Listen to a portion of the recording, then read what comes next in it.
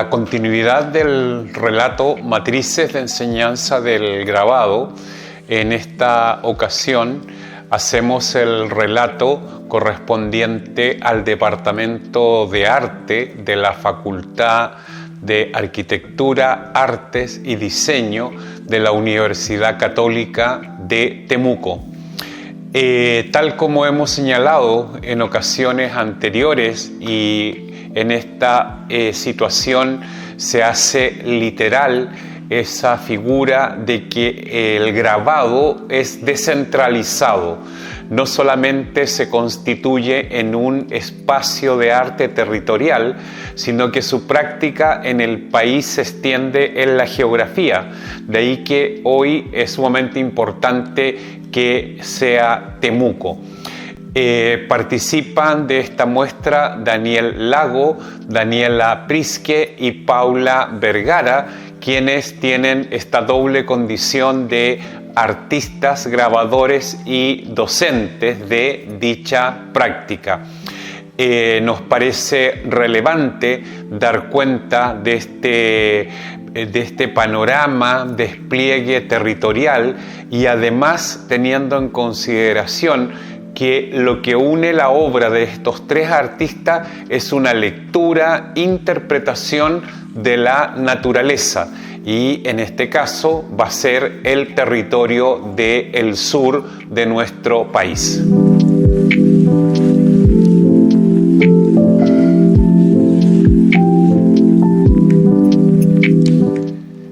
Tal como mencionamos anteriormente,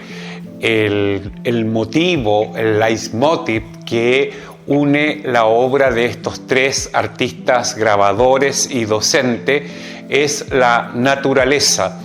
la cual es interpretada, es fijada a través de diferentes técnicas del grabado como la silografía, el agua fuerte, la serigrafía.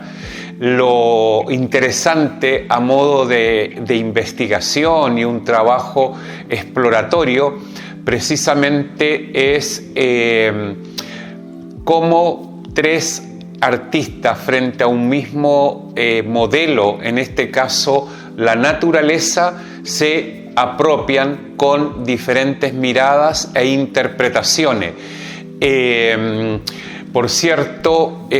vamos a tener en la situación de Daniel Lago la recuperación de un imaginario que tiene que ver con el Wallmapu, con tradiciones, con elementos del paisaje del pueblo mapuche. En el caso de Paula Vergara, más bien tiene que ver con una interpretación, podríamos decir, atmosférica de la naturaleza respecto a elementos característicos de esta, como puede ser una lluvia o la presencia del agua. En el caso de Daniela Prisque, el tipo de imagen que ella desarrolla se asocia a los libros de ilustración de las enciclopedias, del tipo de dibujo que hacían los artistas naturalistas en el marco de las expediciones científicas. Entonces, desde esa perspectiva se conjugan diferentes tradiciones, experiencias que tienen que ver con el viaje, lo que tiene que ver con el pintoresquismo del territorio, como la situación de la naturaleza, como sabemos hoy, en una situación crítica de la situación climática que se vive, y desde esa perspectiva nos parece sumamente relevante su mirada.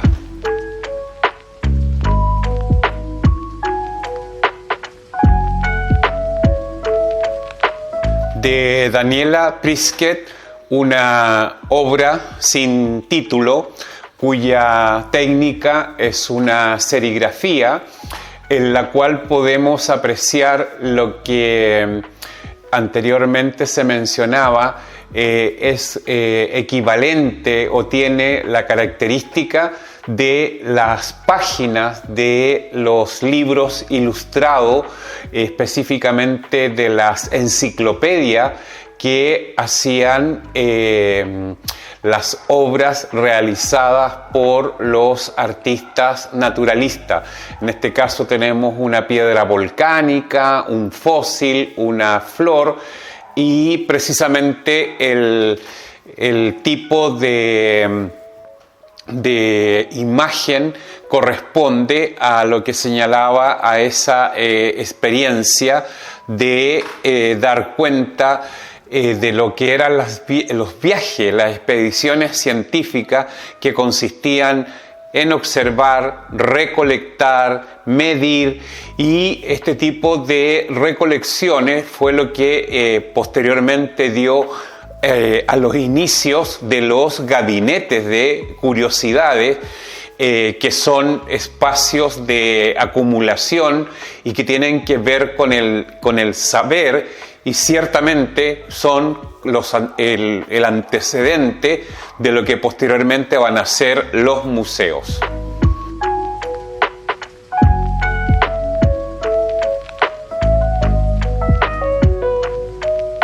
Estamos ante la obra de Daniel Lago, Seres Nocturnos, del Cerro Huaca Mavida.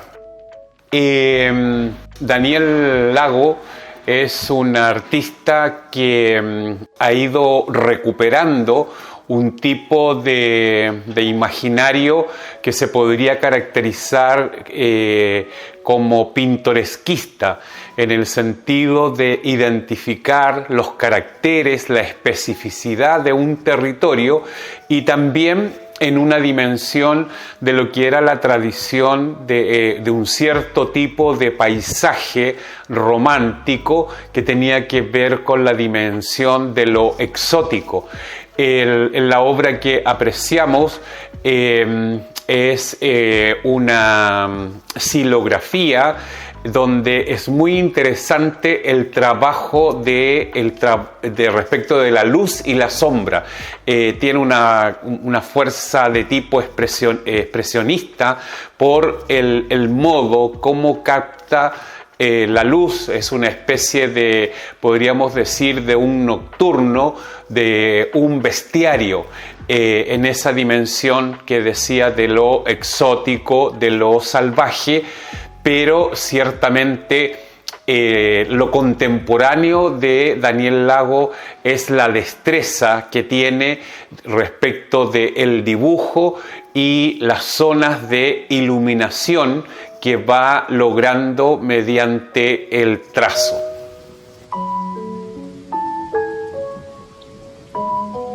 La obra de Paula Vergara es una técnica aguafuerte y lleva por título Tormenta de Temuco. El título podríamos decir que es un título metonímico, en el sentido que establece una relación de contenido-continente con la exposición que he estado reiterando, que su correlato son lecturas de la naturaleza. En la obra de Paula Vergara se puede apreciar esos conceptos que tienen que ver con la orografía, que tienen que ver con la atmósfera de la naturaleza, y en su imagen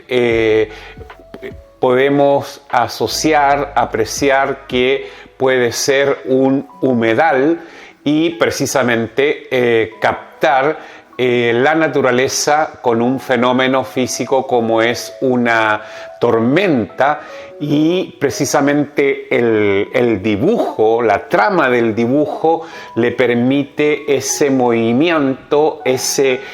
tejido de dicho fenómeno natural que queda fijado de modo muy a semejanza de lo que es la experiencia que puede tener el espectador in situ y en este caso dentro de la experiencia de espectador museal de apreciar esta obra.